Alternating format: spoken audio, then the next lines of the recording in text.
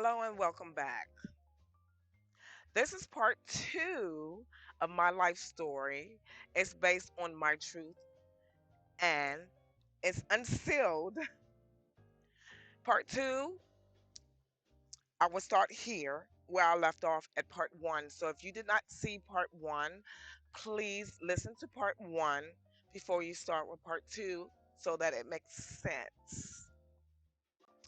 Okay, as you all know, I was talking about my decisions I wanted to make at this point since I pretty much was off the day before, and today I went back to my regular routine of taking the kids to school and to the babysitter and going back to my part-time job.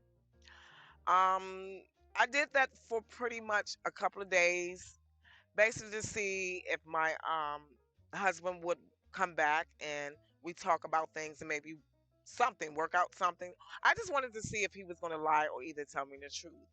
And at this point, by being 3 days in, after finding out everything, um, I said, well, he must not be coming back because maybe he can't face the truth.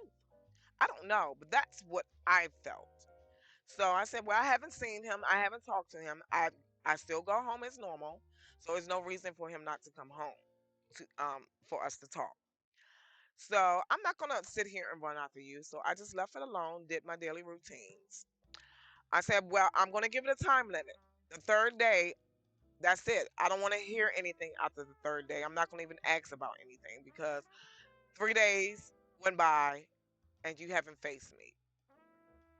So this particular day, I went to get the kids, and I said, you know what? Today, she said I can come in. My boss, I can come in and sign some papers, and then she'll release me from that job to go work at the new full-time job. So I was like, okay, I'm gonna take my kids with me. So I did that. I took my kids with me to do that. And when I seen her, I said, you know what? I'm going to take this full time job. She said, really, you came to do that? I said, yes, I'm going to take the full time job. But I'm here to tell you, I'm ready to leave my husband. And I said, I just want to keep this on a low, low, not in the work environment. I said, I really want this job because I really need to raise me and my kids. And I know I can do it by myself. And she said, oh, Bridget, I'm so sorry to hear that. Whatever I can do to help, please let me know. I said, I know that's the only reason I'm sharing this with you because I really want you to know what's going on with me. And I don't want to keep telling you that I need off for this and that. I'm really unhappy and I want to be able to move and get my place. And I know working here, working with you at that full time job will help me. She said, yes, I tell you what, do what you got to do. I'm going to pay you. I'm going to pay you for the next couple of days. Just go and do what you got to do. I said, really? She said, yes. She said, I'll help anyone that have kids in need and trying to better themselves. I told her, I thank you so much, so much. So when I left my kids, I just couldn't believe it. Now, remember, my daughter is only 5 and my son is 3, so they don't understand what's going on. And I was riding around and I ended up in Laurel, Maryland. I said, you know what? I always come over here to this mall. I love this mall. I mean, I love it. And I always love the area. This is the park I usually take my kids to play. I said, you know what? They got about 3 apartment complexes over here. I want to go see if they'll allow me to fill out an application. So I went to Deerfield Run. I'll never forget it. And I went there, and it was about 4:30 in the afternoon. And as I was approaching the door with my kids, I seen the sign said they closed at 5 o'clock. I was like, oh my God, I just made it. So I went in with the kids and I seen the lady. She was an older lady than me. And she was like, hi, can I help you? We're getting ready to close really soon. And I said, I know. I said, I wanted to fill out an application and see if I can get approved for an apartment. And she said, okay. She said, I said, but I do want to tell you what's going on with me because you guys already know may not approve me. And she said, okay, I'm here to listen. I said, well, I only work part time, but I'm going to be working full time in the next couple of weeks. I said, I'm trying to leave my husband. And she said, and she looked at my kids and she said, wow. I really appreciate you being so honest with me. She says, I am the property manager and I do the approvals here. She said, fill out that form, give it to me, and I'm going to get back in touch with you in a couple of days. Just put down what you make now at your part time job. And then on the back, she says, nothing on the back, but put down what you feel you will be making at your full time job. And I'm going to run your credit. I said, well, I just bought a new car, so is that going to impact anything? She said, well, I tell you what, Bridget, just put your information down, and I promise you, I will call you back in a couple of days and let you know. I said, okay, thank you. And I did that, and I left with my kids. And I remember as I was leaving to my kids, I pray to God, if you will just give me a peace of mind, I promise I'll do everything you ask of me to do from this day forward. I just want a peace of mind. And I remember him saying, I will. That's all he said. So I went home like normal as usual. Of course, again, I get home. This is going into the first week passing by. I have not seen my husband. I didn't call him. I put the kids to sleep. My boss gave me 2 days off. I was like, okay, I'm going to get me some new furniture. Whether I get approved or not, it's some furniture going up in there. I'm tired of this dirty, funky furniture. I don't care what he says anymore. We need new furniture. And I said, if I do get approved, then that will be my furniture. I can leave with my furniture, my car, and my kids. And he can have what's here. So since I had nothing to do that day, I said I'm going to go ahead and take take the kids out, and we're gonna just ride around and see if we can find some furniture. So I went to I forgot what the name of the furniture store back in those days. It doesn't exist anymore. But I went in there and they approved me for furniture. And he said, well, you can do a payment plan. I said, well, I do have where I do have like $300 I can put down. And I said, I am going to get some money back from my 401k. I want to pay it off. And he was like, no, the $300 is good for, we can do a payment plan with you. I said, okay. So he said, I'm gonna get you a brand new living room set that you want to pick, and I'm gonna give you a brand new bedroom set. Do you need anything else? I said, yeah, I will need a dining room set. He said, well, that's kind of pushing it for $300, but I'm gonna try to work it out with your payment plan. So he said, could you afford this? And I said, I can't now, but I will be able to within the next month. And he said, that's fine because you won't get a bill anyway for until a month later. It won't come within the next 30 days. I said, well, that's perfect for me then. He said, do you want it delivered? I said, yes. Could you please deliver? There's no way possible I can pick this up. He said, okay. So that worked out fine. I was like, yes. So I went home. Now we're going into the second week. I'm still doing my regular routine, and I have not seen my husband. He has not called me, and I refuse to call him. So I remember taking the kids to school. I had an hour before I had to go to work, so I went home, and I said I'm going to change into a really nice outfit today because I'm feeling good. I got a new job I'm going to be having soon. I got my furniture coming, and all I'm waiting is one more day for that property manager to call me to see if she's going to allow me to rent an apartment. So I was feeling good that day, and I hear some keys at the door. And I'm like, oh, because I'm in the bathroom with the door halfway open and halfway shut. And I'm like, oh, only person with keys coming in is my husband. So I hear him come in. Continue to do my hair like what I was normally do. And he came in. I could just hear him walking through. And as he was approaching the bathroom, he stopped and he said, hey, Bridget, you in there? I said, yeah, I'm here.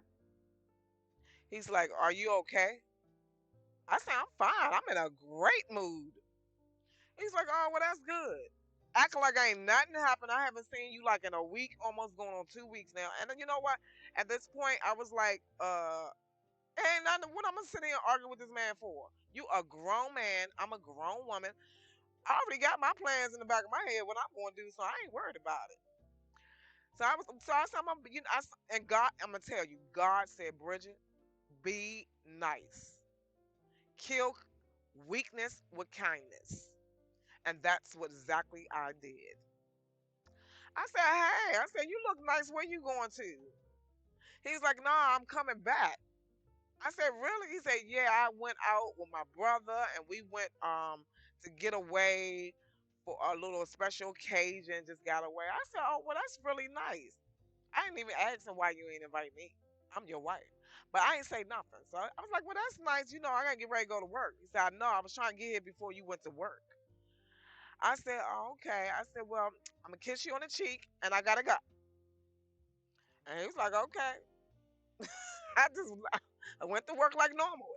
It's no need to start confusion because I already made up my mind. After 3 days, I was making my own decision anyway, so it's no need. And I already knew I'm not talking to you about nothing else because everything I talk to you about, you don't want to do it to better my life, your life, and our kids' life. So to make a long story short, I did not say my daughter is not his biological child, but he have taken care of my daughter like it was his. But it didn't matter to me at this point. I already knew what my plans were, and I was not going to disclose that to him. But I continue to be his wife. I continue to come home. The next day came. This was the big day, the really big day of me finding out if I'm approved for my new place. And I said, I'm not going to let it crush me because I can continue to look somewhere else. There's going to be somewhere. But I was not going to a shelter. I'll just deal with what I got to deal with here until then. So I was at work this particular day and I remember the phone was ringing, my cell phone. And I was like, oh my God, I can't take a break. I said, I'm taking a break today. Somebody just gonna have to deduct this from my paycheck or something. So I got up and stepped out and said hello. She said, hey Bridget, this is me, the property manager from Deerfield Run. I said, hi, how are you? She said, I promised to call you back in a couple of days, and I do have a little good news and a little bad news. And I said, okay. She said, the bad news is you really don't make enough to get not even a one bedroom apartment. But the good news is I help single mothers with kids. That's something I do here with the state. I said, really? She said, yes, I do that because I know how hard it is for a single woman to raise her kids alone. And she said, it hit me and touched my heart that you sat and told me the truth of what you were doing. And I want to be able to help you. I wanted to cry. I said, I really thank you so much. I promise you my rent will be paid on time. She said, Bridget, I can put you in a one bedroom apartment in 2 weeks. But the problem is you have a boy and a girl and they're young and you really need like a three-bedroom. But she said, what I'm going to do is I'm going to let you have the one bedroom apartment and I'm going to go talk to the state and tell them that you are working, you have your own car, you're not on any public assistance, that they're going to allow me to go ahead and do that for you. And I said, I really appreciate that. She said, but this is the thing, Bridget. You must pay your rent on time for me able to help you get into a two-bedroom or a three-bedroom to get you where you need to be. She said, by that time, if you keep your same job that you have, it will show that you've been there for a long period of time and you'll be able to upgrade to a bigger place. I need you to pay your rent for at least 1 year on time, never late. I said, I promise you my word and with my kids, I will pay my rent on time. She said, that's all I need to know, Bridget. If you do that, I promise I will help you. I said, I promise I will do that. And I hung up the phone and my heart dropped. I couldn't believe it. I cried with joy. This was a cry, not a sad cry. It was a cry of joy. I couldn't believe it. I was like, I'm gonna have my own place. I have my own car, and the furniture is coming. And I was like, oh, let me call them. It's no need for them to deliver it. They can wait and deliver it to my new place. And I said, oh, I need to talk to her. I forgot. I need to call her back real quick. So I called the property manager back real quick. I said, you never said when I can move in. She said, yeah, I was gonna call you back tomorrow because I need to talk to the maintenance people because they need to clean that one bedroom out. And she said they need to paint the walls and everything, get it ready for you. She said, give me 2 weeks, you'll be able to move in. Okay, you can come and get your keys and everything. Please have your first payment for your rent, and I'm going to need a down payment. She said, what was it? $500. She said, and I'm going to also prorate you. So be prepared for that. And I said, yes. I said, you're saying in like a couple of weeks. She said, yes. Prepare that I'll be calling you to come get your keys in a couple of weeks. I said, well, thank you so much. She said, you're welcome. So I got on the phone and I said, oh my God, let me call my manager. And I called my manager. I said, yes, I got the new place. I want the full time job. And I promise you, I'll be the best worker you have ever had. She said, Bridget, you're already the best worker I already had. Why do you think I offered this to you? I said, I thank you so much. You don't know how much this made my day. And I wanted to cry. She said, Bridget, this is like a storybook. This is the best thing I've ever heard. Bridget, you take care of your kids and you live your life. You only have one life, Bridget. I said, you're right. And I said, you know what? I'm going to make my mom and my dad proud of me. And I know I can do this on my own. Now, the next day, I said, you know what? Only thing I was worrying about, even God was saying, don't worry, but I kept worrying. He said, Bridget, why are you keep worrying about stuff? I just did this for you, but I kept worrying. And I went and took my kids down to social services. And, I had to sit there to get an appointment and then call me in the back. And I had my kids with me. And I'll never forget, I was sitting there with the social worker. And I told her what I'm about to do. And I said that when I go on my own and I leave my husband, I'm going to be pretty much doing everything by myself. Is there anything the state can do to help me with like funds and help me whatever?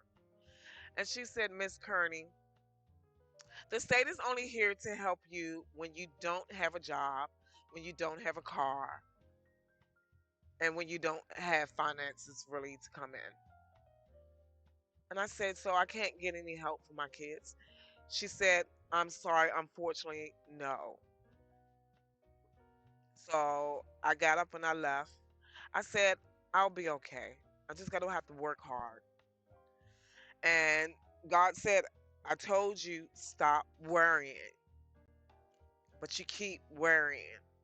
And I said, you know what? I'm not going to worry about it anymore. I'm going to do what my mom and dad says to put it in your hands. And he said, I got you. That's all I remember. He said, I got you. And that's when I learned God is not a God to just preach at you and tell you negative things and tell you bad. God is a God to tell you loving things. And he talks to you just like I'm talking to you. He talks to you in a way that you can understand him. He talks to you as if he's your best friend. And that's what opened my eyes that particular day. I couldn't believe it. I was like, all of this is happening within 1 week. And I'm worrying. Why am I worrying? And God promised me he would give me peace. And that's the day when I started to get peace. Slowly, he gave me peace. I'm going to end video 2 here, part 2. Please come back for part 3. If you have not seen part 1, please see part 1 so my life story will make sense. I'm going to end it because Facebook videos, you can't have them too long. I shall return. Bye.